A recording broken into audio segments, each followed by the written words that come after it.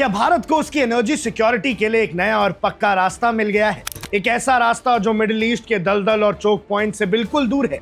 दर्शकों, आज हम बात कर रहे हैं ऐसे जियोपॉलिटिकल मास्टर स्ट्रोक की जो साइलेंट तरीके से न्यू दिल्ली में स्केल अप हो रहा है। तस्वीरें देखिए, एक तरफ है प्रधानमंत्री नरेंद्र मोदी जी और दूसरी तरफ है वेनेजुएला की एक्टिंग प्रेसिडेंट डेल्सी रॉड्रिगेज। दोनों के बीच न्यू दिल्ली में एक हाई लेवल मीटिंग हुई है और इस मीटिंग के पीछे की कहानी सिर्फ दो देशों की दोस्ती नहीं, इसके पीछे है भारत के आने वाली जेनरेशन के लिए सस्ता और अनइंटरप्टेड तेल को सिक्योर करने की सबसे बड़ी कोशिश। आखिर भारत के लिए वेनेजुएला इतना बड़ा गेम चेंजर क्यों बनता जा रहा है, इसको समझने के लिए हमें थोड़ा पिछले कुछ महीनों के ग्लोबल सिनेरियो को देखना होगा और यह समझना होगा कि प्रधानमंत्री मोदी जी ने बहुत ही ज्यादा समझदारी दिखाते हुए वेनेजुएला से दोस्ती बढ़ाने की कोशिश की है। आप सब जानते हैं कि वेस्ट एशिया यानी मिडिल ईस्ट में चल रहे कॉन्फ्लिक्ट्स की वजह से ग्लोबल ऑयल सप्लाई लाइंस पूरी तरीके से हिल चुकी है। हालात ये हैं कि भारत का लगभग आधा ऑयल इंपोर्ट करने वाले जो शिपिंग रूट्स हैं, जो की लेन्स हैं, वो लगातार डिसरप्शंस का शिकार हो रहे हैं। ऐसे में अगर भारत सिर्फ एक या दो रीजन्स पर डिपेंडेंट रहा तो हमारी इकोनॉमी को बड़ा झटका लग सकता है। और इसी ग्लोबल क्राइसिस के बीच न्यू दिल्ली ने एक बहुत बड़ा स्ट्रैटेजिक पिवट लिया है। भारत ने अपनी नजरें घुमाई हैं साउथ अमेरिका की तरफ, जहां वेनेजुएला दुनिया का सबसे बड़ा ऑयल रिजर्व लेकर बैठा है।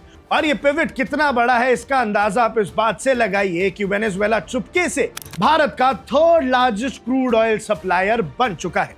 लेकिन कहानी सिर्फ क्रूड ऑयल खरीदने पर खत्म नहीं होती है। पीएम मोदी और एक्टिंग प्रेसिडेंट रॉड्रिगेज के बीच जो टॉक्स हुई हैं, उनका असली मकसद काफी गहरा है। भारत अब सिर्फ एक बायर बनकर नहीं रहना चाहता। इस मीटिंग में डिस्कस किया गया है कि कैसे इंडियन कंपनीज वेनेजुएला के ऑयल फील्ड्स में हेवी इन्वेस्टमेंट कर सकती है। मतलब तेल सिर्फ इंपोर्ट नहीं होगा, बल्कि उसकी प्रोडक्शन और सोर्सिंग में भारत का डायरेक्ट कंट्रोल और स्टेक होगा।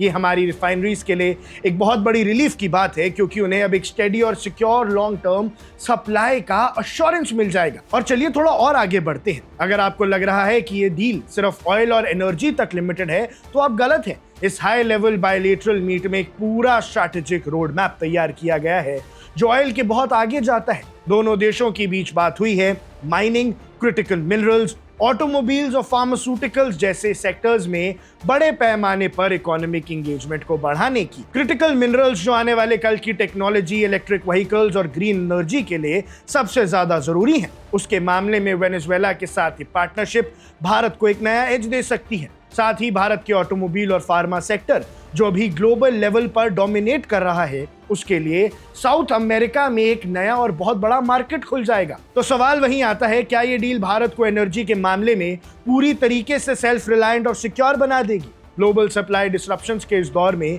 जब बड़े बड़े देश शॉकवेव झेल रहे हैं, तब भारत का वेनेजुएला के साथ एग्रेसिव और स्मार्ट डाइवर्सिफिकेशन दिखाता है कि न्यू दिल्ली अब जियोपॉलिटिक्स शिफ्ट्स के भरोसे नहीं बैठती, बल्कि अपना रास्ता खुद बनाती है। इस स्ट्रैटेजिक मूव पर आपका क्या सोचना है? क्या वेनेजुएला हमारी एनर्जी नीड्स का सबसे बड़ा परमानेंट सॉल्यूशन बन सकता है?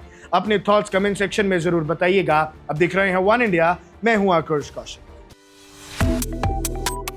Subscribe to One India and never miss an update. Download the One India app now.